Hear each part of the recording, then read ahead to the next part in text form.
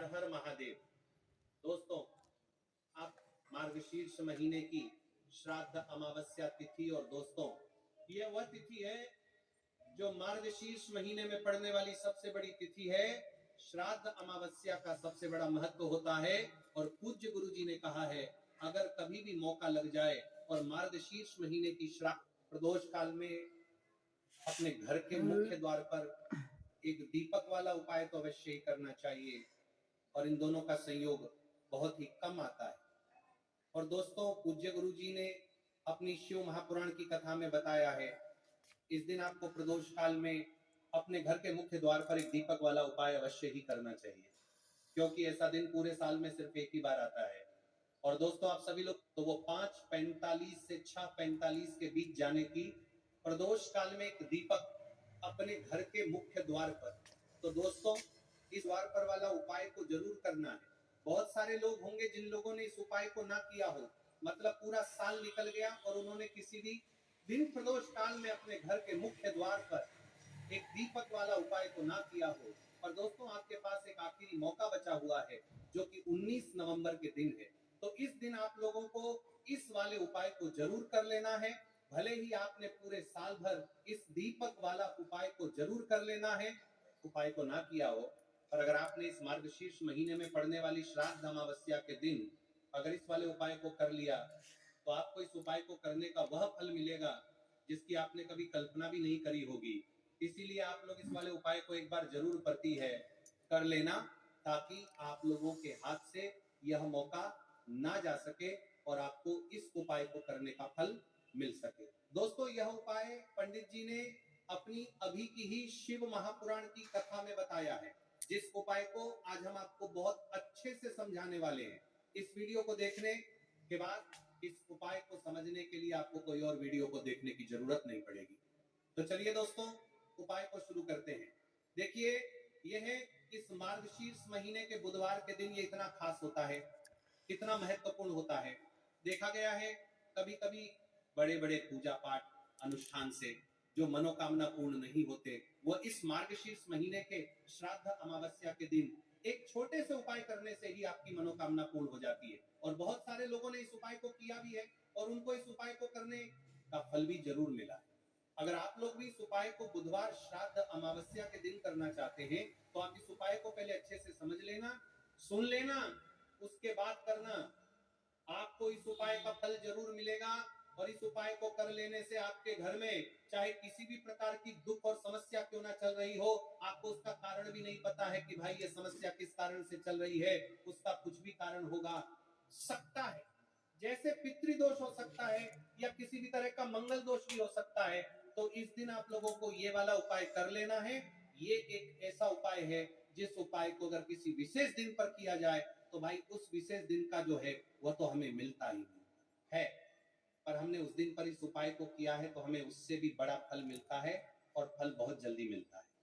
19 नवंबर बुधवार का दिन, अघान मास की श्राद्ध अमावस्या, ये कोई साधारण तिथि नहीं है। ये वह तिथि है जिसे हमारे शास्त्रों में कर्मों को शुद्ध करने वाली, दोषों को हरने वाली और लक्ष्मी का स्थायी प्रवेश कराने वाली अत्यधिक शक्तिशाली रात्रि कहा गया है। और इस पवित्र दिन पूज्य गुरुदेव ने अपनी कथा में एक ऐसी बात बताई है जिसे सुनकर आज तक जिसने भी पालन किया है वो रो पड़ा है अपने जीवन में आए चमत्कारों को देखकर। वो बात क्या है? श्राद्ध अमावस्या पर मुख्य द्वार पर एक हल्दी का दीपक अवश्य जलाना चाहिए। जी हाँ, सिर्फ एक हल्दी का दीपक, लेकिन यह दीपक ऐसा दीपक है जो घर का भाग्य बदल देता है, जो घर की दहलीज पर रुक चुकी लक्ष्मी को भीतर बुला लेता है, जो रुका हुआ धन, रुका हुआ काम, रुकी हुई किस्मत सबको फिर से चलने पर मजबूर कर देता है। क्यों करना चाहिए ये हल्दी दीपक का उपाय? दोस्तों, हर व्यक्ति जीवन में परेशान है। किसी के घर में धन अटका हुआ है, किसी के व्यापार में रुकावटें हैं, किसी के घर में लड़ाई झगड़े खत्म नहीं हो रहे, किसी की शादी अटकी है, किसी पर पितृदोष, किसी पर मंगल दोष, किसी पर क्षण का भार। पर एक बात याद रखना, अमावस्या की रात्रि वह रात्रि है जब ब्रह्मांड की ऊर्जा सबसे मौन, सबसे गूढ़ और सबसे प्रभावशाली होती है। और गुरुदेव ने कहा है, इस रात मुख्य द्वार पर रखा हुआ दीपक घर की समस्त अंधकार ऊर्जा को खींच लेता है और प्रकाश की शक्ति को भीतर प्रवेश कराता है। और वह दीपक अगर हल्दी का दीपक हो तो भाई फिर तो बात ही अलग हो जाती है, क्योंकि हल्दी में स्वयं श्री लक्ष्मी का निवास माना गया है।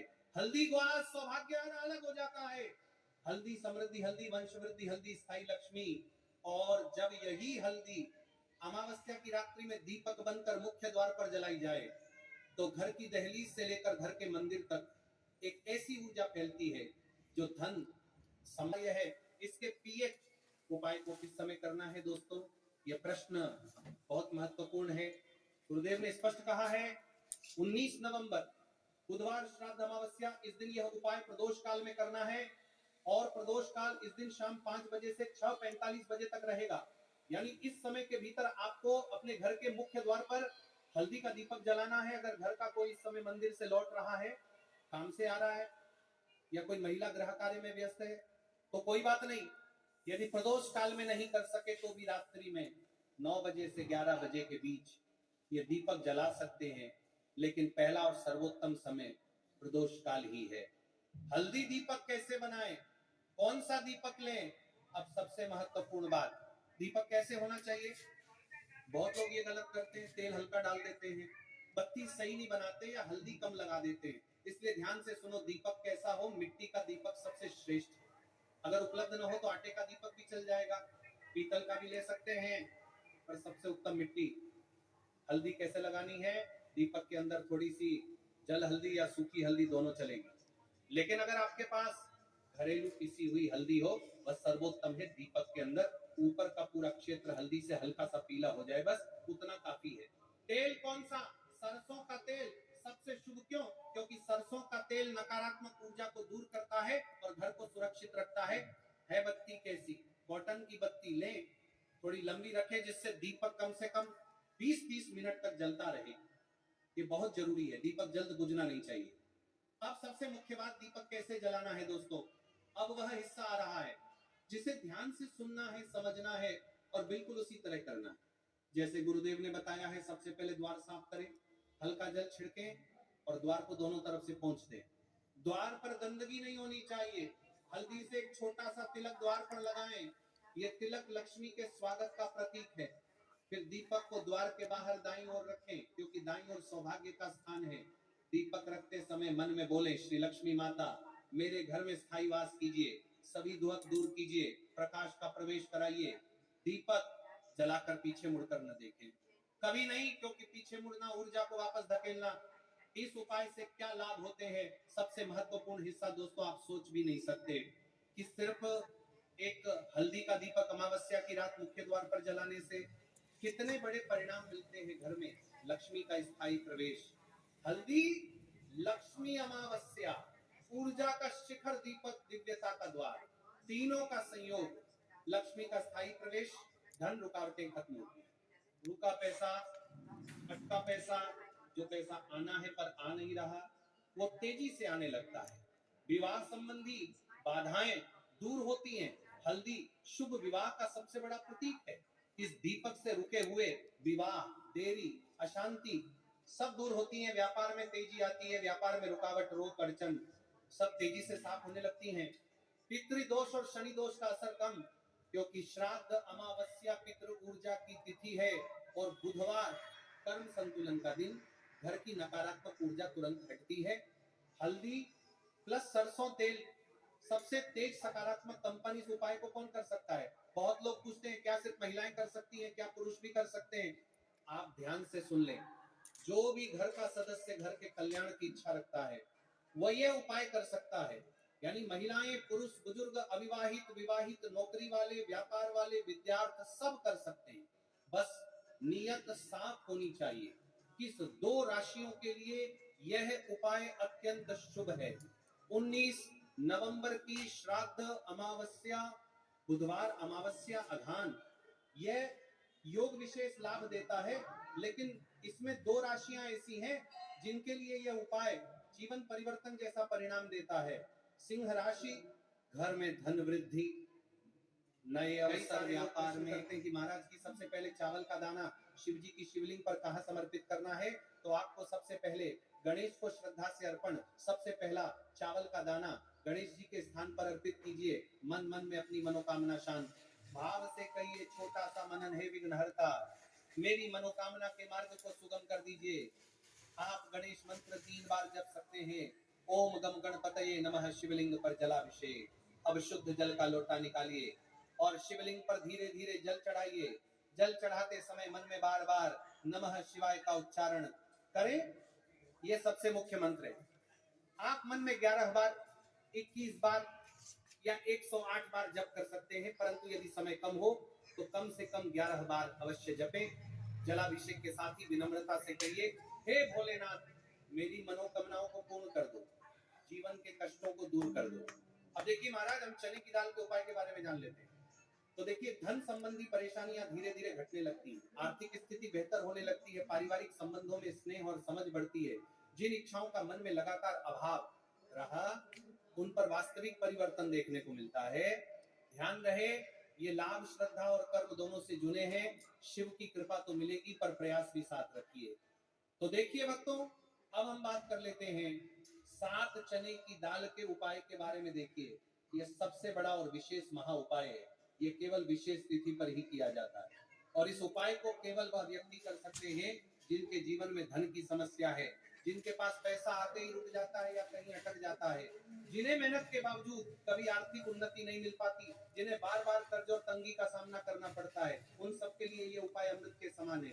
सिर्फ 7 चने की दाल, बस इतना सा करना है और देखना भक्तों, आपके जीवन में कैसा दिव्य परिवर्तन होता है, कब और कैसे करना है। अब मैं आपको इस उपाय की संपूर्ण विधि बताता हूँ। सबसे पहले आपको 7 चने की दाल तैयार करनी है। ध्यान रहे, 7 चने की दाल यानी एक चने में 2 दाने होते हैं, उस हिसाब से बिल्कुल 7 दालें, और इन 7 दालों का कोना टूटा हुआ नहीं होना चाहिए। ये शुद्ध, अखंड और साफ सुथरे होने चाहिए। इस उपाय को भी आपको शिव मंदिर में ही करना है। अब बात कर लेते हैं समय के बारे में। आपको किस समय करना है?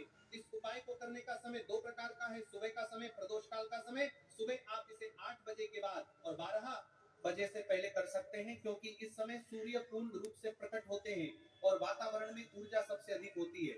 यदि आप प्रदोष काल में करना चाहते हैं तो शाम 5 बजे से 7 बजे के बीच कर सकते हैं। इस समय भगवान शिव का विशेष पूजन काल माना जाता है।